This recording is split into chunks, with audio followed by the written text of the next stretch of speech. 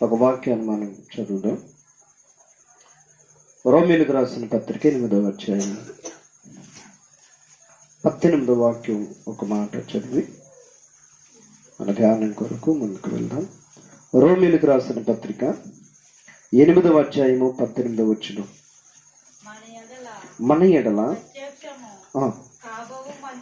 ఎడల ప్రత్యక్షము కాబోవు మహిమ ఎదుట ఇప్పటి కాలపు శ్రమలు ఎన్న తగినవి కావని ఎంచుచున్నాను. దేవునికి స్తోత్రం. హల్లెలూయా. మరొకసారి మాటను మరొకసారి చదువుదాం.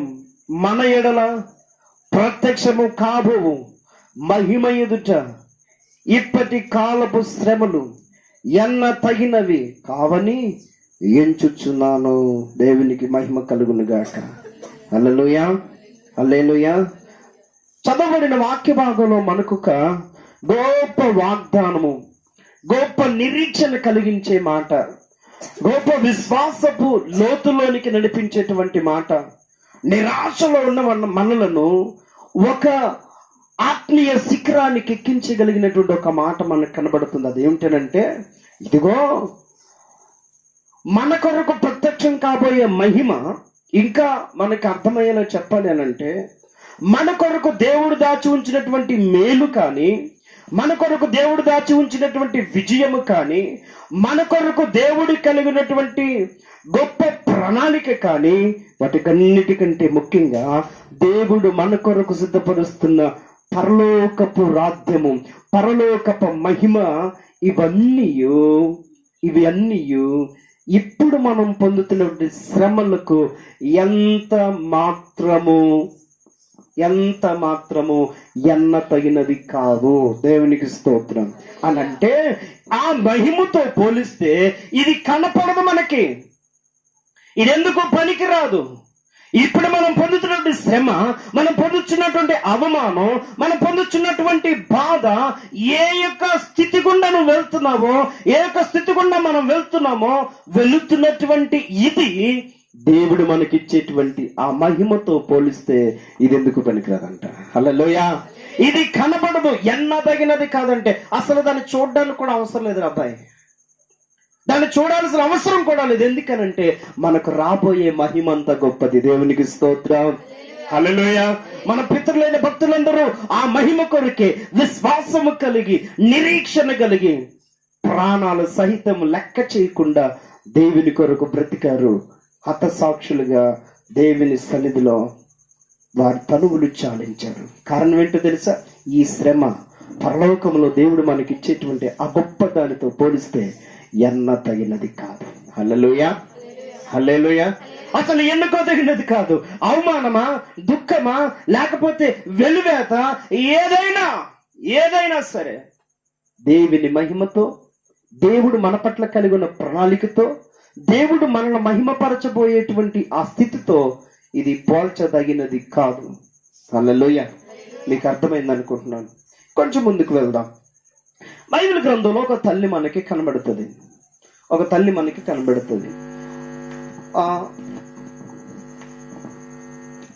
తల్లి కనబడుతుంది. ఆమె పేరు రాహేలు.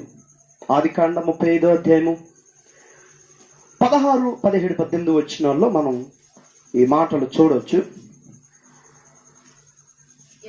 రాహేలు అనేటువంటి ఒక తల్లి కనబడుతుంది.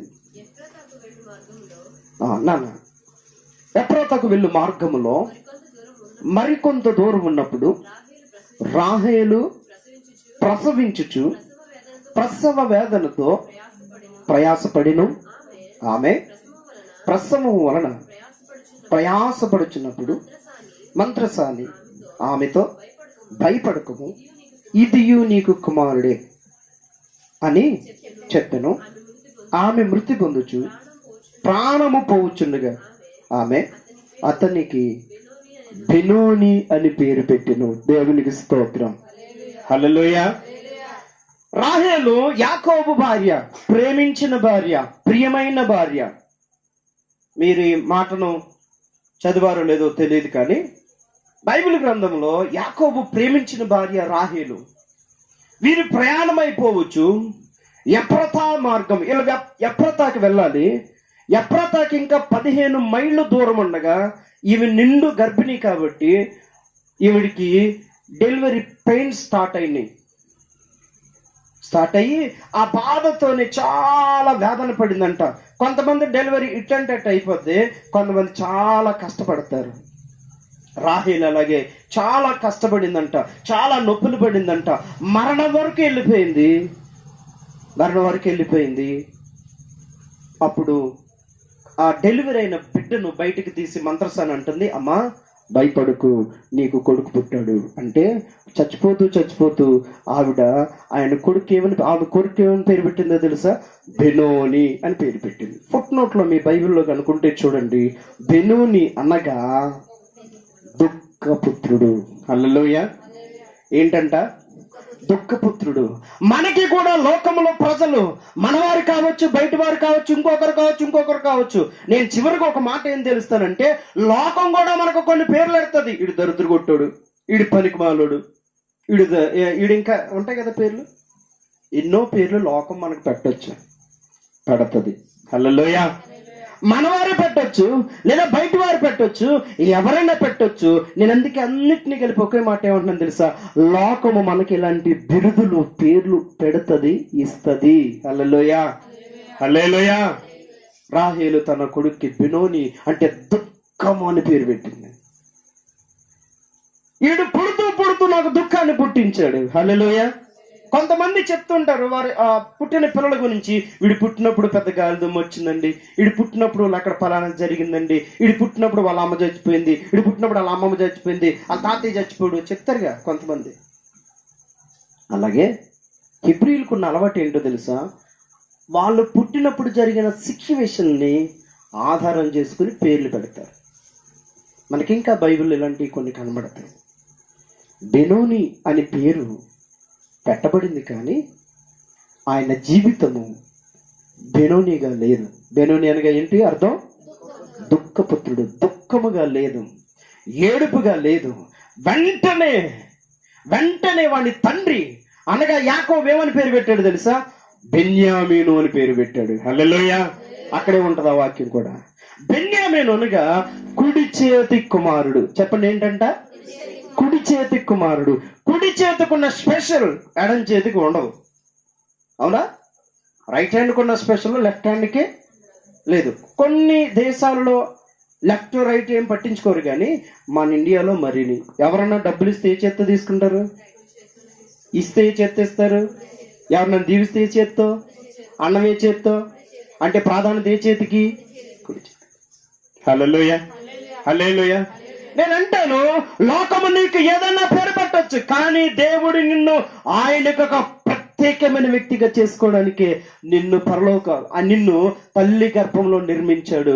పరలోకము నుంచి దిగి వచ్చి మనం మొదట చదువుకున్న ఆ మహిమ నీపైన నాపైన పరిశుద్ధాత్మగా కృమ్మరించాడు. గట్టిగా స్తోత్రం చెప్పండి. హల్లెలూయా, హల్లెలూయా. ఏమంటున్నాడు? కుడి చేతి కుమారుడు. ఆడు కుడి చేయిలా అంటాడు, అన్నిటికీ ఉపయోగపడతాడు. అతనికి ఒక ప్రత్యేకత ఉంది. హల్లెలూయా, ప్రత్యేకత ఉంది. నీవు నేను బెనోని అనేటువంటి దుఃఖములో ఉండిపోము. ఇప్పుడు దుఃఖం అంటే ఉండిగాక, ఇప్పుడున్న పరిస్థితిని బట్టి నీవు కూడా అనుకుంటావు, లోకం అన్నం కాదు, నా బతికి ఇంతే, నా స్థితి ఇంతే, నేను ఇంతే. ఇప్పుడు నువ్వు కూడా అనుకోవచ్చు. దేవుని వాక్యం అంటుంది, నీవు బెనోని అనే దుఃఖములో ఉండిపోవు. బెన్యామీను అనేటువంటి కుడి చేతి కుమారునిగా, దేవునికి ఉపయోగపడే పాత్రగా, దేవుని కొరకు బ్రతికే బిడ్డగా ఉంటావు. నమ్మితే దేవునికి స్తోత్రం చెప్పండి. హల్లెలూయా.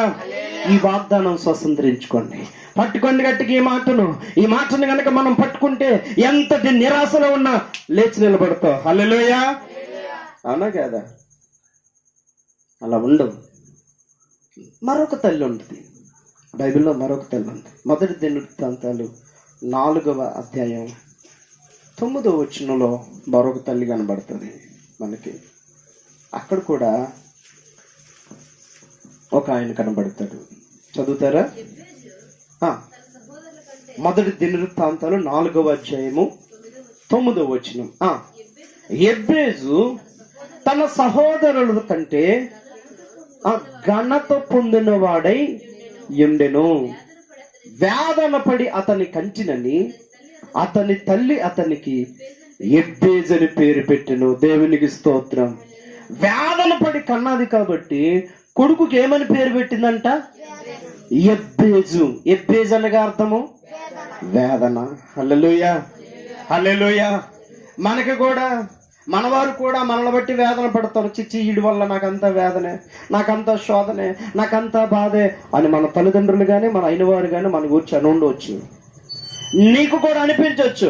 మనకు కూడా కొన్ని సందర్భాలు అనిపిస్తుంది, నా జీవితం అంతా వేదనేనా, నా జీవితం అంతా కష్టమేనా, నా జీవితం అంతా నష్టమేనా, ఇదేనా నా పరిస్థితి, ఇక నా పరిస్థితి యెబ్బేజేనా. హల్లెలూయా. కానీ దేవుడు యెబ్బేజు స్థితిలో ఉన్న నిన్ను యెబ్బేజులా ఉంచడు. ఏం చేశాడంట?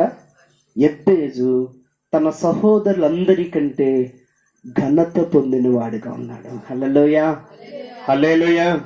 ఎప్పుడైతే మనం మొదలు చదువుకున్న రోమీ పత్రికలో చదువుకున్న మాట ప్రకారంగా ఆ మహిమ ఎదుట ఇవి ఎన్న తగినవి కావు అని విశ్వాసంతో నిలబడతావో, బలంగా నిలబడతావో, ఆ మహిమనే చూస్తూ దేవుని వైపు ప్రయాణం చేస్తావో, దేవునితో నడుస్తావో, దేవుని మాటల ప్రకారంగా ముందుకు వెళతావో, ఇదిగో నువ్వు యెబ్బేజులా ఉండవు, ఘనత పొందిన వ్యక్తిగా ఉంటావు. హల్లెలూయా. ఇదిగో మొదట మనం చదువుకున్నట్లుగా బెనోనిలా ఉండవు, బెన్యామీనులుగా ప్రాముఖ్యమైన వ్యక్తి అవుతావు. దేవునికి స్తోత్రం. ఇది నీ విశ్వాసం పైన, మన యొక్క భక్తి శ్రద్ధల పైన, దేవునిపై మనం ఆధారపడే స్థితి పైన ఆధారపడి ఉంది. బైబిల్ గ్రంథంలో యోసేపు అని ఒక యవ్వనస్తుడు ఉన్నాడు. ఆయనకి చిన్నప్పుడే కళలు ఇచ్చేవాడు దేవుడు. మనకి కళ్ళు ఎక్కడ వస్తాయి? రావు. ఎందుకంటే డేట్ మారేదాకా ఇంటర్నెట్లో కూర్చుంటాం, రీల్ చూసుకుంటా చేసుకుంటా. అవునా? మీరు లేరనుకోండి, అలా చూడకండి, ఉన్నారు అలాగా. ఇంకా మనకు కళలో దర్శనాలు ఎక్కడ వస్తాయి? కానీ యోసేపు అలాంటోడు కాదు, దైవ భక్తి కలిగినోడు. కాబట్టి దేవుడు ఆయనకి కళలు ఇచ్చేవాడు. ఆ కళలో అన్నదమ్ములతో చెప్తే కోపం వచ్చింది వాళ్ళకి. రావు, నువ్వు మమ్మల్ని వెళ్తావా, నువ్వు మా పేరు రాజుగా ఉంటావా, మేము నీకు దండం పెట్టాలా. మరలా ఇంకొక కళ వస్తే వాళ్ళ అమ్మ నాన్నతో చెప్తే వాళ్ళ అమ్మ నాన్న కూడా అలాగే తిట్టారు. యాకోబు కూడా అలాగే అన్నాడు, ఇట్రా మేమందరం నీకు దండం పెట్టాలా. సరే దేవుడు చెప్పారు. తిట్టారని బాధపడలేదు, నిరాశపడలేదు. దేవుని మీద కూడా ఎలాంటి చిన్న అవిశ్వాసం రానివ్వలేదు, ముందుకు కొనసాగుతూ వెళ్ళాడు. ఒకనొక రోజు వచ్చింది, అన్నయ్యల దగ్గర ప్రేమగా పలకరించడానికి వెళ్తే కొట్టి గోతులో పడేస్తారు. గోతులో పడేసి ఆ గోతులో కూడా నిరాశ చెందలేదు, గోతులో కూడా బాధపడలేదు, ఏమాత్రం అన్నయ్యని దూషించలేదు, దేవుని కూడా దూషించలేదు, అవిశ్వాసంలోనికి వెళ్ళలేదు. అక్కడ కూడా నిలబడ్డాడు. అందులో ఒక అన్నయ్యకి ప్రేమ కలిగొరే, ఆడు చచ్చిపోతే ఆ శాపం మన మీదకి వస్తుందా, బయటికి తీసి అమ్మేద్దాం, బతుకుంటాడు కదా ఎక్కడో చోట, ఆ శాపం మన మీదకి రాదుగా అని అమ్మేస్తే ఐగుప్తులోకి వచ్చాడు. నమ్మకంగా ఉంటున్నాడు. యజమానురాలు అంటుంది, నాతో పాపం చేయి, ఇక్కడ ఎవరో లేరుగా. ఆయన అంటున్నాడు, ఎవరు లేకపోవడం ఏంటి, దేవుడు ఉన్నాడు. హల్లెలూయా. దేవుడు ఉన్నాడు అనేసరికి వీడి పని ఎలా కాదని జైల్లో పడాలి చేసి, జైల్లో ఉండి కూడా ఏమాత్రము దేవుని మీద కానీ తనకు తాని మీద కానీ నిరాశగా కానీ అవిశ్వాసం కానీ ద్వేషం కానీ లేదు. అక్కడ కూడా ఏమాత్రము దేవునిపైనే ఆధారపడ్డాడు, ఎంత మాత్రము నిరాశ చెందలేదు. సమయం వచ్చింది. ఆయన ఇప్పుడు మనం చెప్పుకున్న ఇద్దరు వ్యక్తుల్లాగా ఐగుప్తుకి ప్రాముఖ్యమైన వ్యక్తి అయ్యాడు. గట్టిగా స్తోత్రం చెప్పండి. హల్లెలూయా. అయ్యాడా లేదా? ఐగుప్తు ప్రధానమంత్రి, పోషణాధికారి. ఐగుప్తు రాజు అన్నాడు, ఇదిగో కేవలం నేను రాజునంతే, ఒకడు చెయ్యెత్తాలన్నా దించాలన్నా నీ మాట సెలవుకే, నీ మాట ఎవడన్నా వెళ్ళలేదా లేపేడువే. హల్లెలూయా. నేను రాజునంతే, ఏలిబడంతా నీదన్నాడు. ప్రాముఖ్యమైనోడు అయ్యాడా లేదా? హల్లెలూయా. నిరాశ చెందకుండా దేవుని సన్నిధిలో సాగుతున్న మనము ఒకరోజు దేవుడు ప్రాముఖ్యతమైనటువంటి స్థానంలో ఉంచబోతున్నాడు, ఉంచుతాడు. ఆమేన్. హల్లెలూయా. అంత మాత్రమే కాదు, రెండవది ఏం జరిగిందో తెలుసా? ఎబ్బేజు సహోదరులందరిలో ఘనత పొందాడు అన్నట్లుగా ఒకానొక రోజు అన్నయ్యలు అన్నం లేక మరలా యేసేపు దగ్గరికి వస్తే, ధాన్యం కొనుక్కోవడానికి వస్తే, వీళ్ళు నాకు అన్యాయం చేశారు కదా, ఇప్పుడు ఇలా పని చెప్తాను అనుకోలేదు. ఎవరు? యేసేపు. ప్రేమ కలిగి వారికి ఆహారం ఇచ్చి పంపించాడు. తిరిగి ఒకానొక సమయంలో వాళ్ళ ఫ్యామిలీ అంతటిని 70 మంది వాళ్ళ ఫ్యామిలీని తీసుకొచ్చి ఐగుప్తులో నివసించేలాగా సమృద్ధి ఉండేలాగా చేశాడు. అన్నదమ్ముల కంటే ఘనత పొందాడా లేదా? హల్లెలూయా. ఒక రోజు వస్తుంది, హల్లెలూయా, ఒక సమయం వస్తుంది. కనుక ప్రియ దేవుని బిడ్డలారా, ఈ మాటలు వించిన ప్రతి ఒక్కరూ నిరాశ చెందవద్దు, ఏమాత్రం నీరస వెళ్ళవద్దు. ఇదిగో రోమీ పత్రికలో మనం మరలా ఆ మాటను జ్ఞాపకం చేసుకుందాం. 18వ వచనంలో ఆయన అంటాడు, ఆ మాట మరలా జ్ఞాపకం చేసుకుందాం, మన ఎడల ప్రత్యక్షము కాబోవు మహిమ ఎదుట ఇప్పటి కాలపు శ్రమలు ఎన్న తగనవి కావని ఎంచుచున్నాను. దేవునికి స్తోత్రం. ఈ రోజు నీ నోటి నుంచి ఆ మాట రావాలి, ఆ విశ్వాసపు పలుకు రావాలి మన నోటి నుంచి. ఏమైనా తెలుసా? ఇదిగో నేను పడుతున్న ఈ శ్రమ దేవుడు నాకు ఇవ్వబోయే గొప్ప ఘనత ముందు ఎన్నదగినది కాదు. హల్లెలూయా. ఎంచదగినది కాదు అని ఎప్పుడైతే నువ్వు నిలబడతావో, విశ్వాసము కలిగి ఉంటావో, దేవుడు నిన్ను బెనోనిగా ఉంచడు, బెన్యామీనుగా మారుస్తాడు. బెనోని అనగా దుఃఖము, బెన్యామీన్ అనగా కుడి చేతి కుమారుడు, ప్రాముఖ్యమైన వాడు. ఎబ్బేజలాగా ఉంచాడు. ఎబ్బేజ్ అనగా వేదన. సహోదరులందరికంటే ఘనత పొందిన వాడిగా చేస్తాడు. ఆ నిరీక్షణ నీకుందా? ఆ విశ్వాసం నీకుందా? అది గనుక ఉంటే ఖచ్చితంగా దేవుడు నిన్ను ఉన్నతమైన స్థానంలో ఉంచుతాడు. హల్లెలూయా. ఇప్పుడు చూస్తుంది, ఇప్పుడు చూడొద్దు. వాస్తవాన్ని కాదు మనం చూడాల్సింది, సత్యాన్ని చూడాలి. మీకు అర్థం అవడానికి ఈ మాట చెప్పి నేను ప్రార్థన చేస్తాను. వాస్తవానికి సత్యానికి తేడా ఏంటో తెలుసా?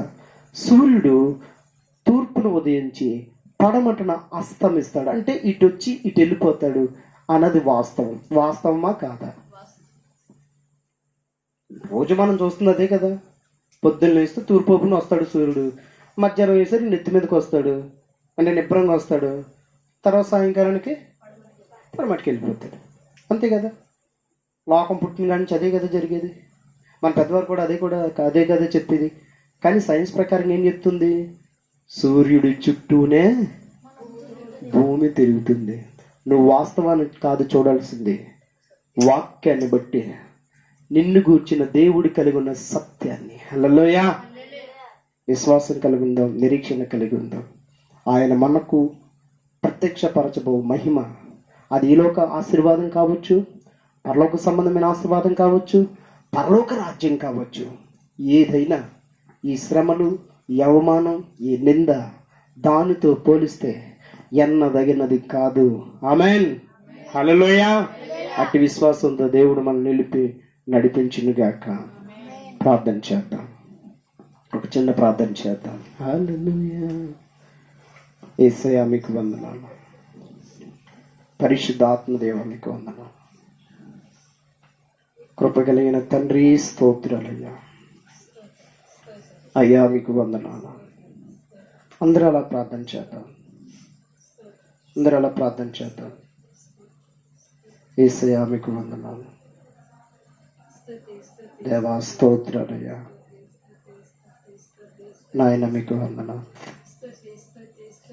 మా తండ్రి మీకు స్తోత్రాలు. మా యేసయ్యా. హల్లెలూయా. దేవా నీవు మా పట్ల కలిగి ఉన్న ఉద్దేశాలు గొప్పయ్యా. నీవు మా పట్ల కలిగి ఉన్న ఆలోచన ఎంతో విస్తారమైనవయ్యా.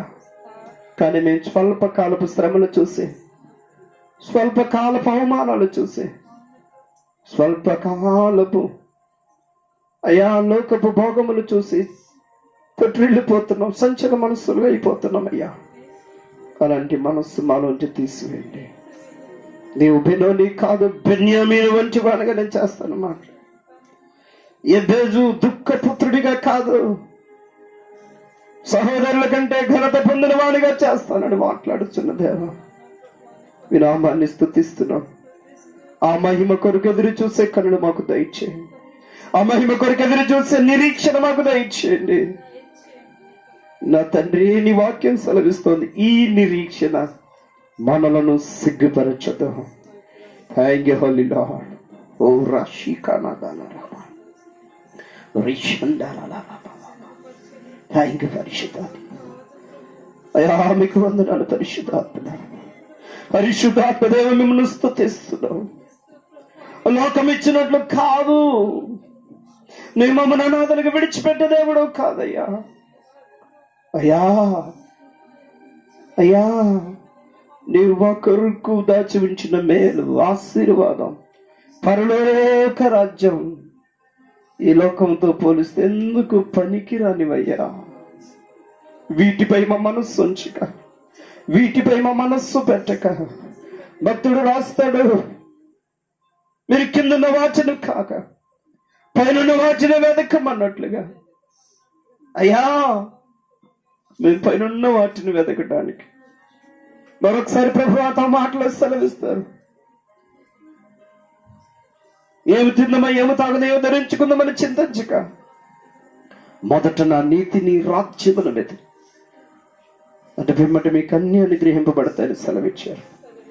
నీ మహిమ కొరకు ఎదురు చూసినప్పుడు, నీ చిత్తము కొరకు మేము నిలబడినప్పుడు, దేవా, ఈ శ్రమ కాదయ్యా, ఈ శోధన కాదయ్యా, ఈ వేదన కాదయ్యా, ఈ అవమానమే కాదు నాయన. నీ అవమానములకు ప్రతిగా రెట్టింపు ఘనతనిస్తానన్నావు, కన్నీటికి ప్రతిగా పూదండనిస్తానని సెలవిచ్చిన ఈ వాక్యాన్ని బట్టి స్తోత్ర.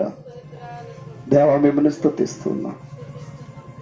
బోధించిన అయాల్పుడిని దాసు, బోధించి భ్రష్టుని కాకుండా నేను నీ మహిమ కొరకు నిలబడి కృప దయచేయండి. నాకు సహాయం చేయండి. కూడి వచ్చిన బిడ్డలకు సహాయం చేయండి. బిడ్డల హృదయాలను ప్రతి వేదన, హృదయాల్లో ఉన్నటువంటి బరువు, ఆ దుఃఖమంతయు తొలగిపోవును గాక. Thank you Jesus. Thank you holy spirit. Hallelujah. హృదయాంతరంగమును చూస్తున్న దేవా, ఈ కారణాన్ని బట్టి హృదయాలు బరుగుతో వేదనతో బిడ్డలు ప్రభువు ఈ స్థలంలో ఉన్నారు. వారిని మీరు తాకండి, దర్శించండి. జ్ఞానారోపణ చేయి మనస్సు, ఆ దృష్టికి అధికారం కొట్టివేయండి ప్రభువా. అయ్యో, నేను ఇది చేసేది తప్పు అన్న నేరారోపణ గల మనస్సు బిడ్డను వేదనకు గురి చేస్తా ఉంది. యేసు నామమున అవి తొలగిపోవును గాక. తండ్రి, నీ బిడ్డలు స్వేచ్ఛగా మిమ్మల్ని ఆరాధించాలి. నీ మహిమతో నింపబడాలి, మహిమతో నీ ఆత్మతో నింపబడాలి, ఆత్మతో సత్యముతో ఆరాధించచ్చు. నీ రాజ్యము కొరకు సిద్ధపడచ్చు, అనేకులను సిద్ధపరచు కృప దయచేయండి. పరిశుద్ధపరచమని ఈ మాటలు వింటున్న ప్రతి బిడ్డకు అట్టి కృప కలుగును గాక. దేవాని యొక్క మహిమ బిడ్డలపై విడుదల చేస్తున్నాను. స్వస్థపరచు యొక్క అభిషేకము, స్వస్థత కలుగునుగాక, విడుదల కలుగునుగాక, ప్రతి విషయమునందు విజయము కలుగునుగాక. ఏ బిడ్డ నిరాశలో ఉందో, నిశ్శత్తులో ఉందో, ఏ బిడ్డ ఇదిగో నా పరిస్థితి ఇంతేనా దుఃఖములో ఉందో, అయ్యా అయ్యా ఇవంటున్నావు.